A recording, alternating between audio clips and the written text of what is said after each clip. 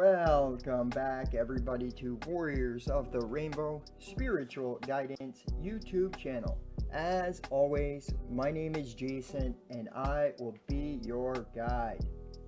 So this video is going to be a little different, but what I'm going to show you here is important and really cool.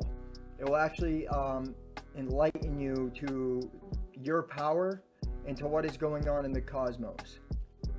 So, many of you guys probably recognize this. This is in ancient Greek. It's the alphabet. This is the Alpha, and this is the Omega. The Alpha and the Omega, the beginning and the end, the first and the last.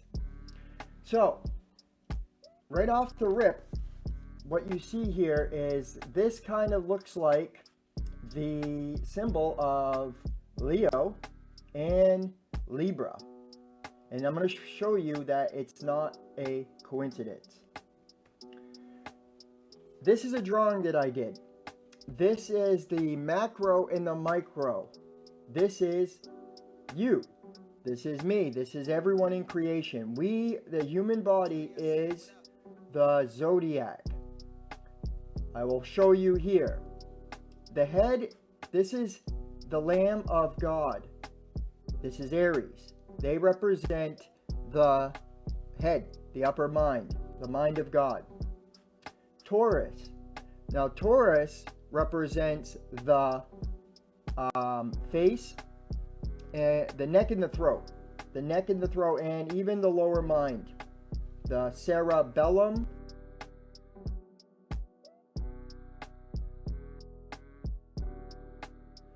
Gemini. Gemini's is the shoulders, arms, and hands. Gemini is, I think, Cancer is the breastplate and the stomach. And that Cancer is, I feel. Leo is the heart. That's where you get that saying, lion heart. And they are, I will. I will into existence. I'm going to show you something here in a second. Let me just finish this real quick. Virgo. They represent the intestines. Okay? And they are I work. In the Bible, this is the separation of the chaff and the wheat. The wheat and the chaff. Virgo is the color brown. Brown is the color of soil. It is also the color of poop, feces. That's why it represents intestines. See, it also represents the wheat and the chaff in the soil, because this is when you are preparing to harvest. This is the beginning of harvest.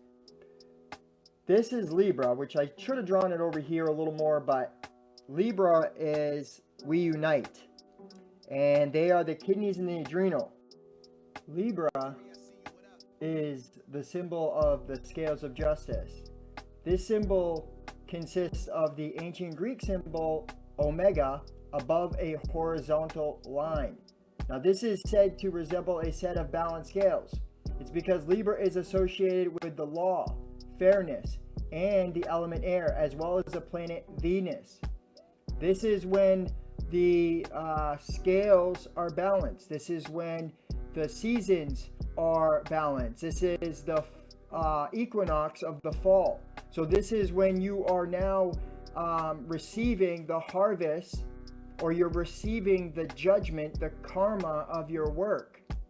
So the scales will always be balanced to what you have done. So what you give is what you're going to get. You always receive the same measure as the one that you gave. So Libra is balancing the scales of justice, but also balancing the scales of creation. It's balancing the scales of the zodiac, the equator, the equinox. They are the same spelling because they represent the balance of everything. All right, then you got Scorpio, which is the gonads, as we desire. Sagittarius, which is the thighs, and that's we seek. Capricorn is the knees, and it's we control. Aquarius is we know. They represent the ankles. And then Pisces, we care, and they represent the 2 feet. Now, this is the Alpha and the Omega. Source energy comes down through the mind of God. And the first principle of Hermeticism is mind. Everything in creation is mentalism, right? It is all created it starts in the mind. Yes, because the sun, the source, the portal of the sun and the moon, okay, that's why the sun and the moon are representing the higher chakras, because the energy flows through you. Now, when it comes into your mind space, you have the power to direct your thinking, to manifest in the will. Mind, heart, coherence. Alpha, Omega. Aries, Leo. Aries, Leo. Alright? So then it comes down to your Taurus, through Taurus, right? Now what is Taurus? It's I have. It's the neck and the throat. It's also the cerebellum, the lower mind. It travels through here, and the way you are directing it, the perception you're looking from, is how you're going to see what you have. This is what you are, and this is what you have. Because I am is obtaining, and I have is still obtaining, but this is claiming to be, and this is claiming to control, essentially, because you're saying you have it. Now, Gemini represents the arms, the hands. This is duality. Do you see it? Because you have 2 hands. You also have 2 sides of the brain, right? So you can direct what side of the brain you are going to channel your divine source energy, right? You can choose. While whatever you decide to do right here, right? Because Gemini is I think. Well, yeah, of course, because now you're going to think on either side of the brain. It is then going to go down to Cancer, which is the upper breastplate, the upper heart, essentially, and it's I feel. Yes, because what you think, the side you choose to put it on, what higher mind or lower mind you choose, right, is going to make you feel in your heart and in your gut. And if you really look, this is duality, right? The 6 and the 9, this is the duality, but it's still, this is the yin and the yang. This is the dielectricity, electromagnetism, okay? This is what you're seeing here. This is how you feel, because what you think and what you feel is what manifests from the will of God. Yeah, because you are the Alpha and the Omega. The will of God is within you. So that plants a seed. This kind of looks like a sperm too in some drawings, believe it or not. And that's because this is the seed of God. This is the seed of creation. Okay?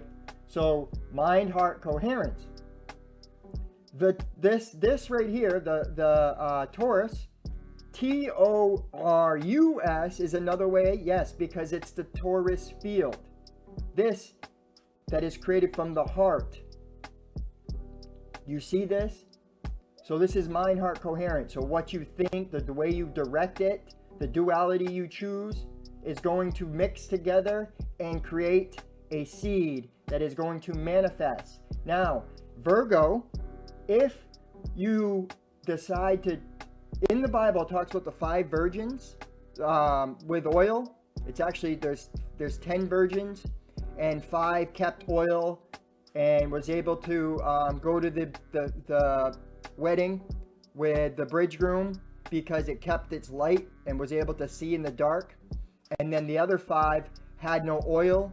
They didn't bring enough oil with them. It's talking about the 5 senses.